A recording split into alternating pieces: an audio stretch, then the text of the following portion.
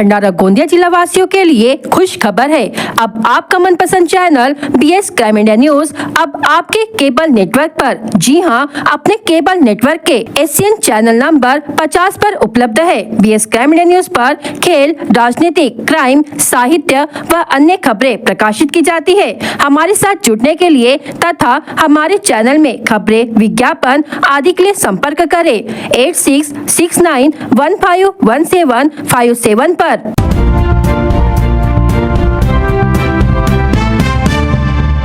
वन्य जीवों के हमले में जान गंवाने वाले नागरिकों के परिजनों को आर्थिक सहायता प्रदान करने के लिए विधायक नरेंद्र भुंडेकर के हस्ते धनादेश वितरित किए गए। इस अवसर पर कौलेवाड़ा और माटोरा गांव के 3 मृतकों के परिजनों को सहायता राशि सौंपी गई। भंडारा वन क्षेत्र के अंतर्गत जनवरी माह में माटोरा निवासी राजू ताराचंद सेलोकर और कौलेवाड़ा की नंदा किशन खंडाते की बाघ के हमले में मौत हुई थी। इसके अलावा 20 जून 2024 को माटोरा निवासी देवराम तुलाराम सोनवाने की जंगली जानवर के हमले में मृत्यु हो गई थी। इन घटनाओं के बाद भुंडेकर ने वन विभाग के अधिकारियों से शीघ्र मुआवजा देने की मांग की थी। घटना के दिन ही मृतकों के परिवारों को 15 लाख रुपए की आर्थिक सहायता प्रदान कर दी गई थी। शेष 10 लाख रुपए की धनराशि उपवन संरक्षक कार्यालय में आयोजित कार्यक्रम में भुंडेकर ने स्वयं सौंप दी। इस मौके पर सहायक वन संरक्षक सचिन नीलक, वन परिक्षेत्र अधिकारी विलास बेलखोड़े, कौलेवाड़ा के सरपंच, मांडवी के सरपंच सहसराम कामले, पूर्व जिला परिषद सदस्य रुपेश खवास, मृतकों के परिजन तथा वन विभाग के कई अधिकारी और कर्मचारी उपस्थित थे। विधायक नरेंद्र भुंडेकर ने कहा कि वन्य जीवों के बढ़ते हमले चिंता का विषय है और प्रभावित परिवारों को त्वरित सहायता मिलनी चाहिए। उन्होंने वन विभाग से अनुरोध किया कि ऐसे मामलों में मुआवजा वितरण की प्रक्रिया को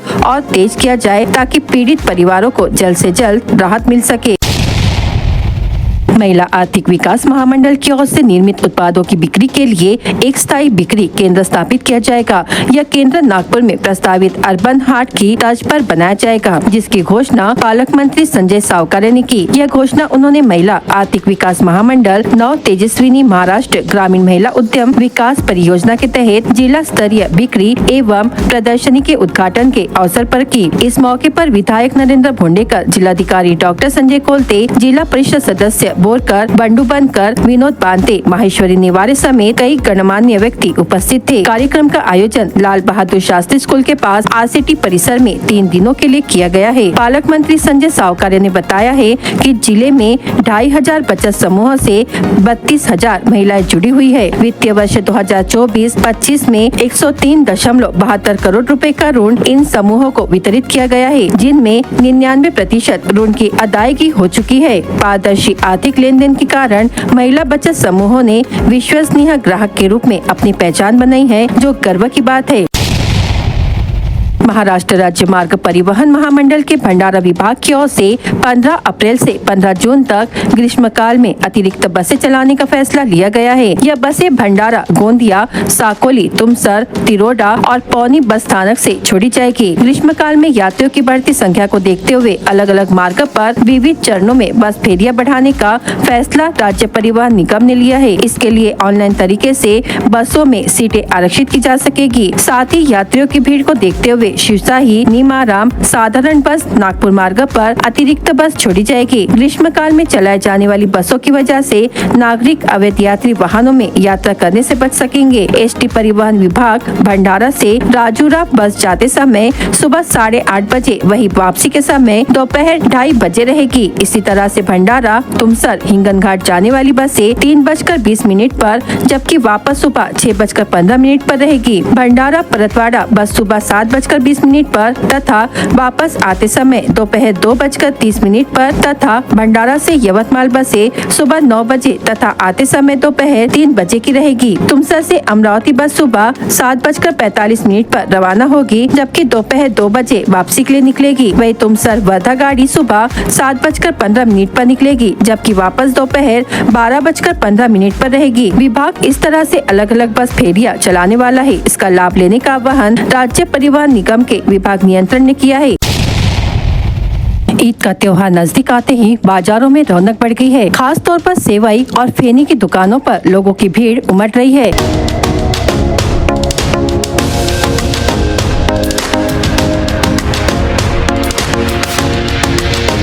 हर कोई इस खास मौके के लिए अपनी पसंदीदा सेवई खरीदने में व्यस्त है। मुस्लिम लाइब्रेरी परिसर और अन्य बाजारों में सेवई और फेनी की कई दुकानें सजी हुई है, जो लोगों का ध्यान आकर्षित कर रही है। दुकानदारों के अनुसार साधारण सेवई 100 रुपए प्रति किलो और फेनी सेवई 180 रुपए प्रति किलो में बेची जा रही है। इसके अलावा बाजारों में मेवे, खोया और मिठाइयाँ की भी खूब बिक्री हो रही है, क्योंकि सेवई की खीर बनाने के लिए ये सभी सामग्रियाँ जरूरी होती है। ईद पर लोग न सिर्फ स्वादिष्ट व्यंजनों का आनंद लेते हैं, बल्कि एक दूसरे को शुभकामनाएं भी देते हैं। इस दिन खास तौर पर सेवई की खीर बनाई जाती है, जिससे घर आए मेहमानों का स्वागत किया जाता है। बाजारों में कपड़े, जूते और इत्र की दुकानों पर भी भारी भीड़ देखी जा रही है, क्योंकि हर कोई इस खास मौके को यादगार बनाने के लिए तैयारियों में जुटा है। रमजान ईद सिर्फ एक त्योहार ही नहीं, बल्कि आपसी प्रेम, भाईचारे और सौहार्द का संदेश भी देता है।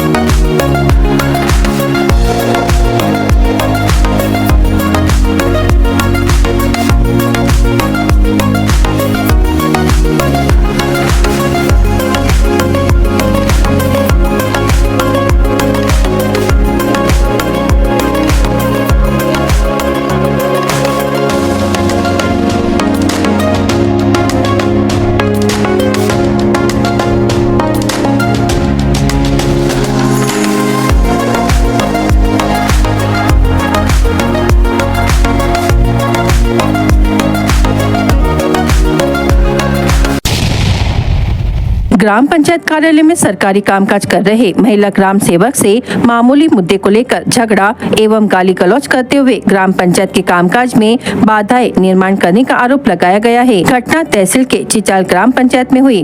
पीड़ित महिला ग्राम सेवक की शिकायत पर दिघोरी मोठी पुलिस ने चिचाल निवासी लक्षण जांगले उम्र 45 वर्ष सहित यशवंत कामले उम्र 50 वर्ष, सागर सोन पिंपले उम्र 40 वर्ष, शंभू नेताम उम्र 37 वर्ष, ब्रह्मदास सोन पिंपले उम्र 60 वर्ष आदि 5 आरोपियों के खिलाफ विभिन्न धाराओं के तहत मामला दर्ज किया है। पुलिस सूत्रों के अनुसार घटना के दिन शाम के दौरान स्थानीय ग्राम पंचायत के महिला ग्राम सेवक ग्राम पंचायत के लेखा परीक्षण एवं प्रोसीडिंग का कामकाज कर रही थी। इसी दौरान उप सरपंच ग्राम पंचायत कार्यालय में पहुंचे।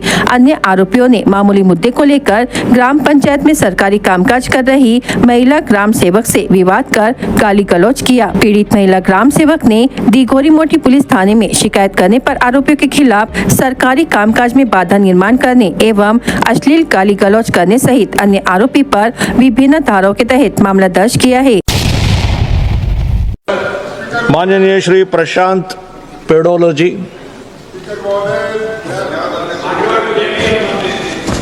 हम जानते हैं कि शिक्षा हर बच्चे का अधिकार है, लेकिन देश में अनेक गांव में पढ़ने के लिए संसाधन नहीं है।